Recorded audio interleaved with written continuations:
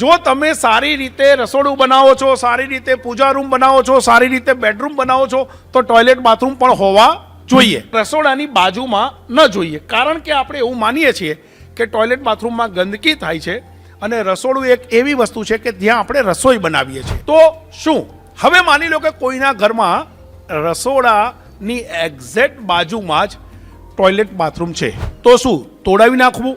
ના, તોડાવવું એ 100% નેગેટિવિટી છે. અને કોઈ પણ વ્યક્તિ જ્યારે તોડફોડ કરાવે તેમ સમજવાનું કે આપણી ગાડીમાં હવા ઓછી હોય તો ટાયર બદલી ના નખાય, એમાં હવા પુરાય. તમારે શું કરવાનું છે, તમારા ઘરમાં રસોડાની બિલકુલ બાજુમાં ટોયલેટ બાથરૂમ હોય તો બને ત્યાં સુધી એ ટોયલેટનો દરવાજો બંધ રાખવાનો છે અને એની અંદર જે ટોયલેટ સીટ છે એ બંધ રહે એનું ધ્યાન રાખવાનું. આટલું કરશો તો કોઈ પણ પ્રકારનો દોષ લાગશે નહીં.